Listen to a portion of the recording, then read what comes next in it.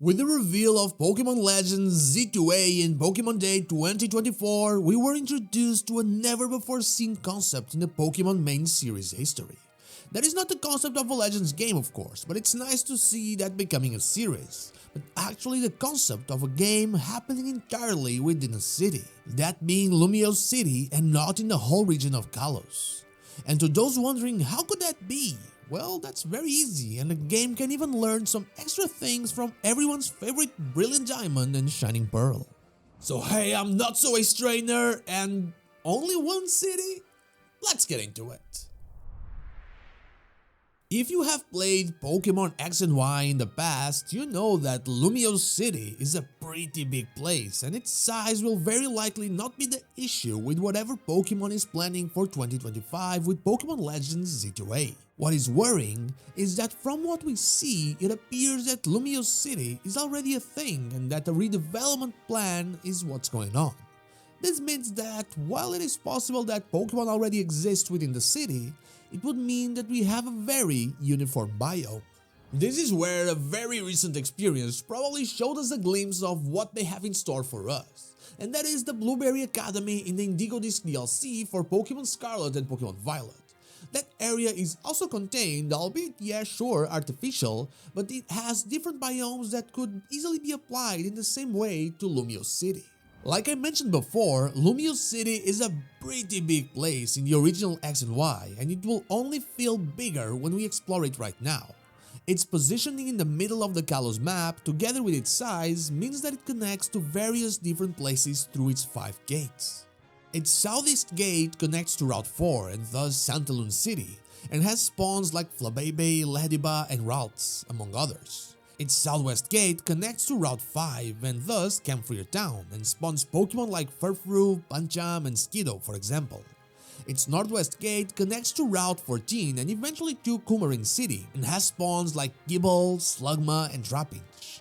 Its north gate connects to Route 14 and the Lavergne Nature Trail, spawning Pokemon like Gumi, Haunter, and Carnivine, and finally, its northeast gate connects to Route 16 and spawns Pokemon like Klefki, Pumpkaboo, and Phantom. These routes, considering the walls are probably not as tall as we know them and the city not as developed, likely spill into the actual Lumiose City, creating different biomes closer to the gates. They probably are not as dense in the center, but they still exist, and there's even the river that crosses through the city in modern day as well.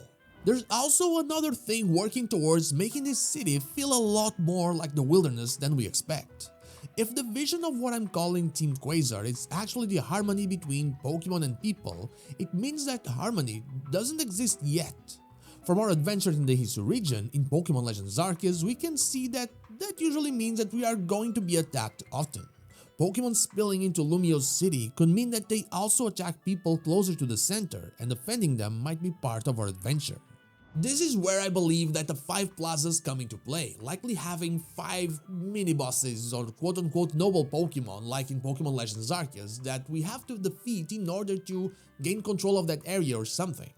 Basically, another type of encounter that we can find in the city of Lumiose. But there's more, and this is where BDSP comes into play. The Kalos region is based on France, and Lumiose City in particular is based on the city of Paris. This whole redevelopment plan is very likely also based in Haussmann's renovation of Paris, that basically is the reason for a lot of how Paris looks nowadays. But this city is not just what's on the surface, but also what lies underneath. The Catacombs of Paris are an underground ossuary maze that was created due to the overflowing cemeteries that plagued the city. Before that, it was a way to consolidate ancient stone quarries, basically the ancient mines of Paris. I think this is a wonderful opportunity to take one off, if not the best thing about BDSP, which in my opinion was the Grand Underground, and apply it to a completely new setting. Maybe, just like Nightshades mentioned in my Discord, we even find a connection between these places and the caves in Kalos like the Glittering Cave, the Reflection Cave, the Frost Cavern, and the Terminus Cave, which is connected to Zygarde as far as we know and is a mine. Lysander in the present could actually have used said catacombs or his knowledge of them through connections to Team Quasar in order to create Lysander Labs as well. Check out my last video to understand the possible connection between Team Flare and Team Quasar. Imagine exploring the ancient mines of Lumiose City the same way we explored the Celestica ruins in Hisui, having yet another place that creates a new layer of Pokemon spawns, of resources, of secret lore. A place with things we never thought existed or that we would explore, but right now they make sense. Whatever way they decide to approach this, I know for a fact that we will 100% be creating a disturbance in the ecosystem. There is no balance when one side is trying to get over the other. Pokemon are trying to win territory while people are trying to do exactly the same. It's when this happens that Zygarde and all of its cells that will most likely be scattered around the city, yes, I too am having Spiritomb flashbacks, will become an actual threat or maybe our savior. Still, it's clear that there is someone with a vision to make things right. Someone that belongs to Team Quasar.